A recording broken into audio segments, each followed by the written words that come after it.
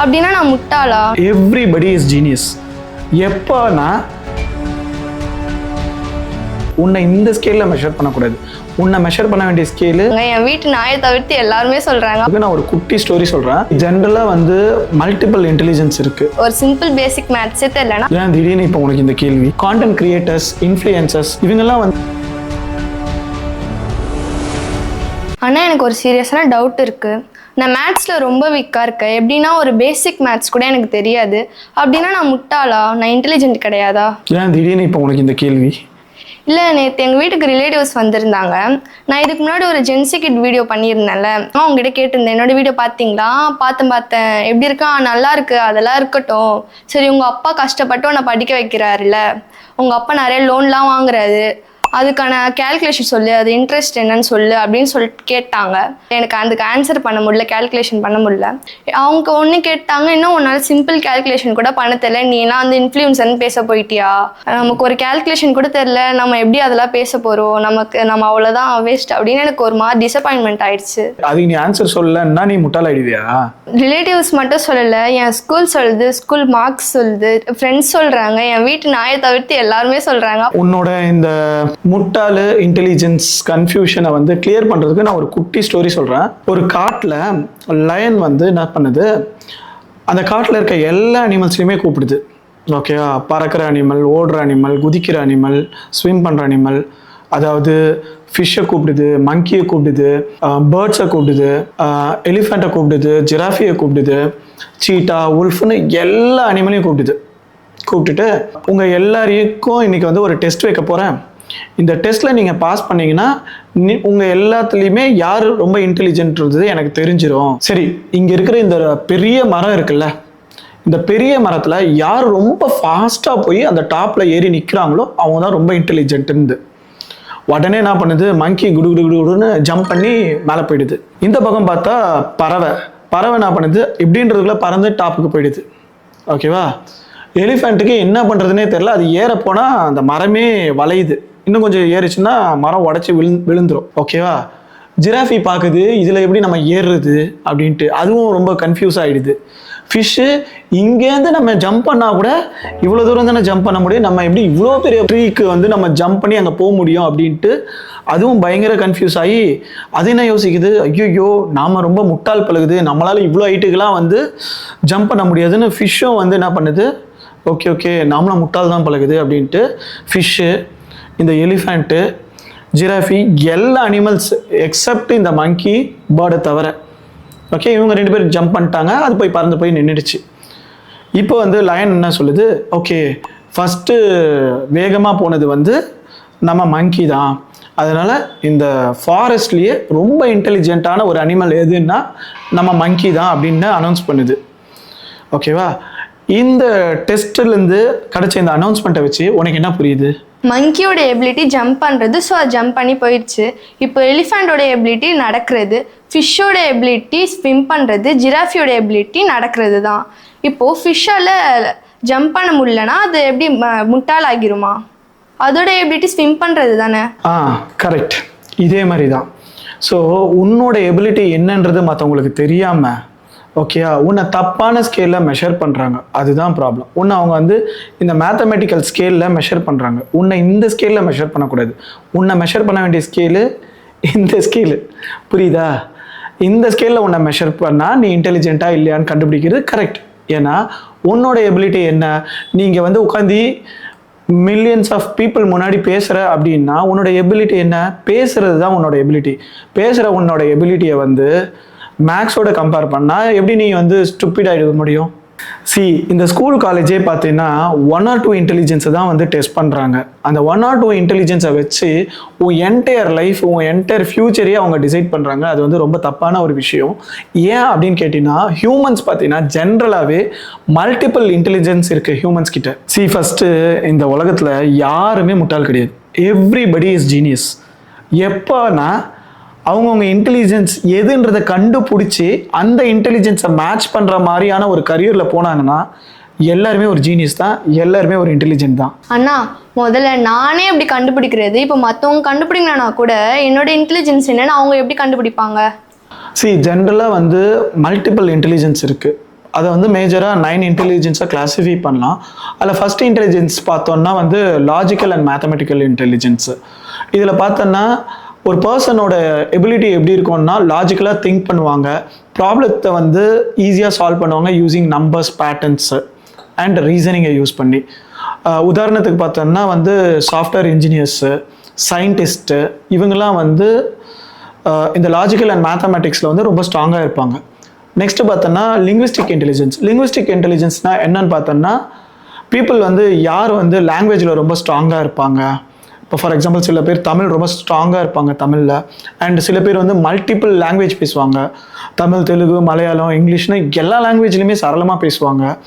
And அவங்க எப்படி இருப்பாங்கன்னு பார்த்தோன்னா வந்து அந்த லாங்குவேஜை எஃபெக்டிவாக யூஸ் பண்ணி பீப்புளை பயங்கரமாக இன்ஃப்ளூயன்ஸ் பண்ணுவாங்க அண்ட் இன்ட்ரெஸ்டிங்கான விஷயத்த நிறைய பேசுவாங்க. உதாரணத்துக்கு பார்த்தோன்னா வந்து advocates, lawyers and politicians, leaders and content creators, influencers, நம்மள மாதிரி ஆளுங்க, இவங்கெல்லாம் வந்து லிங்குவிஸ்டிக்லி ஸ்ட்ராங் பீப்புள். ஓகேவா? நெக்ஸ்ட்டு பார்த்தோன்னா வந்து ஸ்பேஷியல் இன்டெலிஜென்ஸ்னு ஒன்று இருக்குது. அது என்னன்னா அது வந்து it is about visual thinking. ஒரு பர்சனால் பயங்கரமாக விஷுவலாக திங்க் பண்ண முடியும், ஒரு விஷயத்த விஷுவலைஸ் பண்ணுவாங்க, இமேஜஸில் வந்து ரொம்ப ஸ்ட்ராங்காக இருப்பாங்க. உதாரணத்துக்கு வந்து ஆர்டிஸ்ட்டு பயங்கரமாக அப்சர்வ் பண்ணுவாங்க, ஒரு ஃபேஸை பார்த்தாங்கன்னா அந்த டீட்டெயில்ஸ் அப்படியே ஞாபகம் வச்சுட்டு அவங்க ஃபேஸையே வரைவாங்க, சின்ன சின்ன விஷயத்தை ஞாபகம் வச்சுருப்பாங்க. அதேமாரி தான் ஆர்கிடெக்ட்ஸ், ஒரு பில்டிங் டிசைன் பண்ணுற ஆர்கிடெக்ட்ஸ், இவங்களாம் தான் வந்து ஸ்பேஷியல் இன்டெலிஜென்ஸ் பீப்புள். அதுக்கப்புறம் பார்த்தீங்கன்னா மியூசிக்கல் இன்டெலிஜென்ஸ்னு இருக்குது. மியூசிக்கல் இன்டெலிஜென்ஸ்னால் யாரெல்லாம் வந்து மியூசிக்கல் இன்ஸ்ட்ருமெண்ட்ஸை ப்ளே பண்ண முடியுமோ, இல்லை ரிதம்ஸை அண்டர்ஸ்டாண்ட் பண்ண முடியுமோ, ஒரு மெலடிஸை வந்து எஃபர்ட்லெஸ்ஸாக க்ரியேட் பண்ண முடியுமோ, அதுதான் வந்து musical intelligence. Example Ilaiyaraaja, A R Rahman, இவங்கெல்லாம் வந்து musically intelligence people. Bodily kinesthetic இன்டெலிஜென்ஸ்னு ஒன்று இருக்குது. யாரெல்லாம் வந்து ஃபிசிக்கல் மூமெண்ட்ஸில் ஸ்கில்டாக இருக்காங்களோ அதுதான் வந்து பாடிலி கெனஸ்தட்டிக் இன்டெலிஜென்ஸ். உதாரணத்துக்கு வந்து dancers, sportsman, athletes, Michael Jackson, Prabhudeva, Virat Kohli, Dhoni, இவங்கெல்லாம் வந்து bodily kinesthetic intelligent peoples. Next பார்த்தீங்கன்னா இன்டர்பர்சனல் இன்டெலிஜென்ஸ், அதாவது the ability to understand other people. உதாரணத்துக்கு மற்றவங்களோட எமோஷன்ஸ், மற்றவங்களோட மோட்டிவேஷன்ஸை அண்டர்ஸ்டாண்ட் பண்ணிவிட்டு அவங்களுக்கு ஏற்ற மாதிரி ஜெல்லாக வருது. உதாரணத்துக்கு friends, politicians, leaders, project managers, இவங்களாம் தான் வந்து இன்டர்பர்சனல் இன்டெலிஜென்ட் பீப்புள். நெக்ஸ்ட்டு வந்து இன்ட்ராபர்சனல் இன்டெலிஜென்ஸ், அதாவது இன்னர் சைடு. ஸோ எது நம்மளை மோட்டிவேட் பண்ணுது, எது நம்மளை இன்ஸ்பயர் பண்ணுது, நாம் யார், நமக்கு எது பீஸ் கொடுக்குதுன்றதை வந்து அண்டர்ஸ்டாண்ட் பண்ணிக்கிற ஒரு விஷயம், அதுதான் வந்து இன்ட்ராபர்சனல் இன்டெலிஜென்ஸ். நெக்ஸ்ட் பார்த்தோம்னா நேச்சுரலிஸ்டிக் இன்டெலிஜென்ஸ். பீப்புள் யாரெல்லாம் வந்து என்விரான்மெண்ட்டை அப்சர்வ் பண்ணுறதுல ஸ்ட்ராங்காக இருக்காங்க, அனிமல்ஸு, வெதர் கண்டிஷன்ஸு, இதெல்லாம் வந்து ரொம்ப கீனாக அப்சர்வ் பண்ணி அதில் ரொம்ப ஃபோக்கஸ்டாக இருப்பாங்க. உதாரணத்துக்கு வந்து ஃபார்மர்ஸு, பயாலஜிஸ்ட்டு, இவங்களாம் வந்து நேச்சுரலிஸ்டிக் இன்டெலிஜென்ட் பீப்புள். லாஸ்ட் பார்த்தோம்னா எக்ஸிஸ்டென்ஷியல் இன்டெலிஜென்ஸ், அதாவது லைஃப்பை பற்றியான டீப் கொஸ்டின்ஸு, இந்த லைஃப்னா என்ன, இந்த லைஃபோட பர்பஸ் என்ன, இந்த லைஃபோட மீனிங் என்ன, இதை பற்றி டீப்பாக திங்க் பண்ணுறது, இதை பற்றி டீப்பாக ஒர்க் பண்ணுறது. எக்ஸாம்பிள் பார்த்தோம்னா நம்ம சாக்ரட்டிஸ், அரிஸ்டாட்டில், சத்குரு, இந்த மாதிரி பர்சன்ஸ்லாம் வந்து எக்ஸிஸ்டென்ஷியலி இன்டெலிஜென்ட் பர்சன்ஸ். ஸோ இந்த மாதிரி 9 டைப்ஸ் ஆஃப் இன்டெலிஜென்ஸ் இருக்குது. இந்த 9 டைப்ஸ் ஆஃப் இன்டெலிஜென்ஸில் உங்கள் இன்டெலிஜென்ஸ் எதுன்னு ஐடென்டிஃபை பண்ணி, அதில் கூட ஒரு இன்டெலிஜென்ஸ் தான் இருக்கும்னு சொல்ல முடியாது, நமக்கு மல்டிபிள் இன்டெலிஜென்ஸும் இருக்கலாம். என்னோட இன்டெலிஜென்ஸ் எதுன்னு கேட்டிங்கன்னா linguistic intelligence, interpersonal and intrapersonal, இந்த 3 இன்டெலிஜென்ஸுமே இருக்குது என்கிட்ட. இதை வச்சு தான் வந்து நான் என் கரியரில் ஒரு கார்பரேட் சைபர் செக்யூரிட்டி கரியராக இருக்கட்டும், இப்போ இந்த கான்டென்ட் கிரியேஷன் கரியராக இருக்கட்டும், இது ரெண்டுலேயுமே வந்து இந்த 3 இன்டெலிஜென்ஸை யூஸ் பண்ணி தான் நான் என் லைஃப்பை வந்து சக்ஸஸ்ஃபுல்லாக ப்ரோக்ரஸ் பண்ணிகிட்டு இருக்கேன். ஸோ இதே மாதிரி உங்கள் இன்டெலிஜென்ஸ் எதுன்றதை நீங்கள் ஐடென்டிஃபை பண்ணி உங்கள் இன்டெலிஜென்ஸ்க்கு ஏற்ற மாதிரி ஒரு கரியரை சூஸ் பண்ணிங்கன்னா உங்கள் லைஃப் வந்து 100% சக்ஸஸ்ஃபுல்லாக இருக்கும். எவ்வளோ தான் அப்ஸ் அண்ட் டவுன்ஸ் வந்தாலும் நீங்கள் வந்து 100% சக்ஸஸ்ஃபுல்லாக இருப்பீங்க. ஸோ இந்த வீடியோ உங்களுக்கு யூஸ்ஃபுல்லாக இருக்கும்னு நினைக்கிறேன். ஸோ உங்கள் இன்டெலிஜென்ஸ் என்னன்னு கண்டுபிடிச்சி கமெண்ட் பண்ணுங்கள். அண்ணா, எனக்கு இப்போ மல்டிபிள் இன்டெலிஜென்ஸ் தியரி புரிஞ்சிருச்சு. நீங்கள் பேசிட்டு இருக்கும் போதே என்னோட இன்டெலிஜென்ஸ் என்னன்னு நான் கண்டுபிடிச்சிட்டேன். என்ன இன்டெலிஜென்ஸு? என்னோட intelligence linguistic intelligence. Linguistic intelligence நீ எப்படி சொல்கிற? ஏன்னா எனக்கு பேசுறதுல இன்ட்ரெஸ்ட் இருக்குது. நான் நிறைய பேசிய ஃப்ரெண்ட்ஸ் எல்லாம் இன்ஃப்ளூயன்ஸ் பண்ணியிருக்கேன். இப்போ எனக்கு பேசுறதுனா எனக்கே தெரியுது, நான் நல்லா பேசுகிறேன், எனக்கு பேசுறதுல இன்ட்ரெஸ்டிங் இருக்குது அப்படின்ட்டு. ஸோ இப்போ நான் நல்லா பேசுவதான் நீங்கள் அதை கவனித்து எனக்கு நீ பேசு அப்படின்ட்டு எனக்கு ஒரு ஆப்பர்ச்சுனிட்டி கொடுத்தீங்க. சூப்பர். ஸோ ஜென்ரலாகவே நிறைய பேரண்ட்ஸ் வந்து அவங்க கிட்ஸ் வந்து ஸ்கூலில் வந்து நல்லா மார்க் எடுக்கல, மேக்ஸோ ஃபிசிக்ஸோ கெமிஸ்ட்ரியோ சரியாக படிக்க மாட்டாங்கன்னா ரொம்ப வருத்தப்படுவாங்க. நம்ம பையன் அவ்வளோதான்னுவாங்க, அவனை ரொம்ப ப்ரெஷர் பண்ணுவாங்க, டியூஷனில் சேர்க்கறது அது இதுன்னு பண்ணுவாங்க. டியூஷனில் சேர்க்கறதுலாம் தப்புலாம் இல்லை, பட் அவங்கள பற்றி ரொம்ப ஃபீல் பண்ண தேவையில்ல.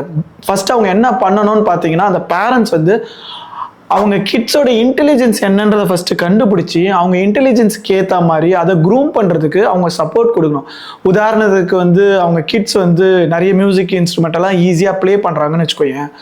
அந்த கிட்டை வந்து ஒரு மியூசிக் கிளாஸ் அனுப்புறது, மியூசிக்கில் வந்து கரியராக க்ரியேட் பண்ணுறது, இல்லை அந்த கிட் வந்து நல்லா டான்ஸ் ஆடுறாங்கன்னா அவங்கள எப்படியா ஒரு டான்ஸ் கிளாஸில் சேர்த்துட்டு டான்ஸ் ஓரியன்ட் ப்ரொஃபஷனில் அவங்கள சேர்க்கறது, இல்லை நல்லா பேசுகிறாங்கன்னா இந்த மாதிரி வந்து அவங்கள பேச வச்சு ஒரு யூடியூப் வீடியோ க்ரியேட் பண்ணுறது, இந்த மாதிரி சப்போர்ட் அவங்க கொடுத்தாங்கன்னா அந்த கிட்ஸ்க்கு வந்து அவங்க இன்டெலிஜென்ஸ் என்னன்னு தெரியும்.